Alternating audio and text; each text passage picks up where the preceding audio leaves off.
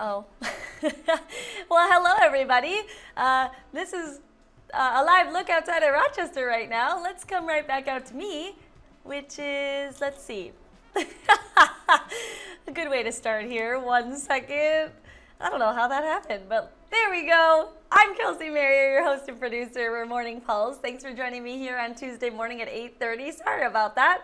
I wasn't even prepared for that live sky cam to be showing, but it was a beautiful look outside at Rochester right now. I'll get into a little bit of the weather in just a little bit, but first I want to bring you your top news headlines for our Tuesday, August 26th. We like to keep this under 10 minutes so that you can get your news and get everything you need to know and then move on with the rest of your day. So we have 3 news headlines to bring you today, 2 out of Iowa, 1 out of Rochester. So we're going to keep it hyper local like we always do, and we're going to start in Iowa. So we'll start with our first story, which is out of Cresco.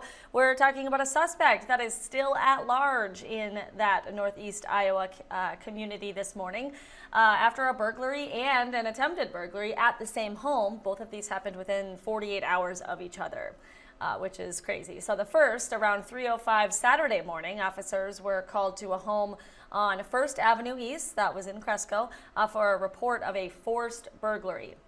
Now, during that, the suspect was confronted and ended up leaving with some stolen items before officers had arrived.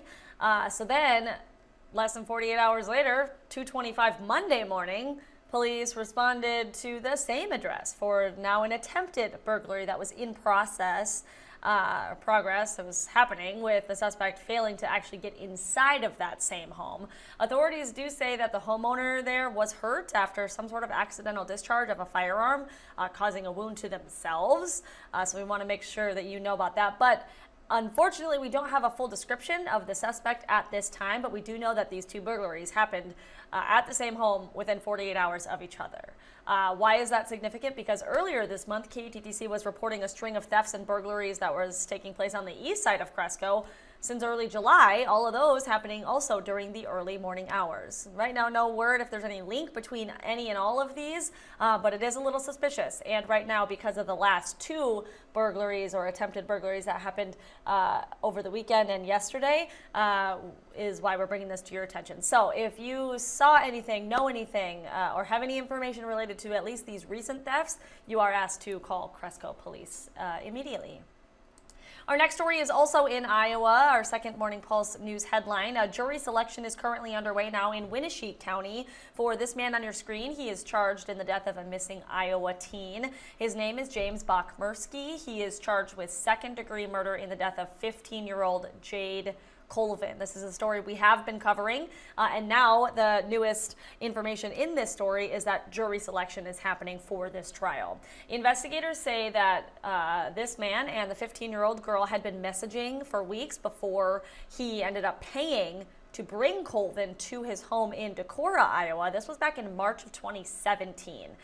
Unfortunately, Colvin has not been seen or heard from since then. March of 2017, just to reiterate that date. According to some court documents, during an interview with investigators in 2023, Bachmersky, this man, admitted to recognizing a picture of Colvin and knowing that she was a runaway. Again, this was in 2023, that interview with investigators. So, of course, we know jury selection is happening now, and we will continue to follow what happens in this case and this trial all the way through its completion. So be sure to stay with KTTC for more information on that, and as we continue to cover this case and trial. All right, our final story this morning, kind of a bittersweet one, kind of something fun for a lot of Rochester families and families all across our viewing area, really. Today, more students in Rochester Public Schools heading back to the classroom, back to school, and among those was Rochester seniors. You're looking at a beautiful view of the video of the sunrise this morning as those seniors were kind of starting off their new year with a unique tradition called Senior Sunrise. You may have heard of it. It really is just a chance for all the seniors in each of the Rochester schools. This was from John Marshall High School this morning. It's a time for them to come together as a class before officially beginning their final year of high school, get to see each other and kind of start their year off together. Yesterday we were at Kellogg Middle School as 6th graders were reporting to school for the first day. High school freshmen also began their first day of the new school year on Monday as well. The grades remaining what is that, in middle school and high school. So the remaining middle and high school grades will be returning for a new year of learning today.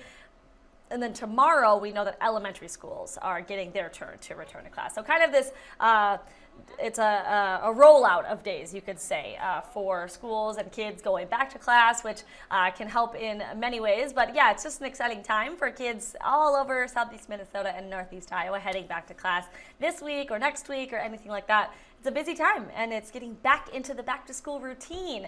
One thing with that comes the weather. You need to really know what the weather is like for the bus stop forecast, maybe if your kids are walking to school, anything like that. So today you may have already noticed, if you've stepped outside or checked the forecast, that it is a little crisp. It's a little chilly, but nothing crazy. You might need a light jacket for the bus stop, and maybe throughout the day as well.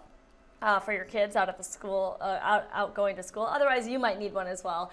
There may or may not be a couple of raindrops throughout our day today, kind of a little bit later into this morning, maybe early afternoon, according to meteorologist Touchment. So it may not be a bad idea to have an umbrella handy or maybe a rain poncho or something like that to keep yourself dry. But yeah, that's all we have for news and weather headlines. Happy back to school time for all of our Rochester families, all of our Southeast Minnesota and Northeast Iowa families and students. We hope it's a great start to a brand new year and that you are ready to tackle everything ahead in your education. So that is all that I have for your news headlines for today's edition of Morning Pulse. We appreciate you being here with me, whether you're watching on our live stream on our website, maybe on our YouTube channel, or even right here on my Facebook page. I will be right back here with you tomorrow to bring you more headlines for your Wednesday. But other than that, I hope you have a good rest of your Tuesday.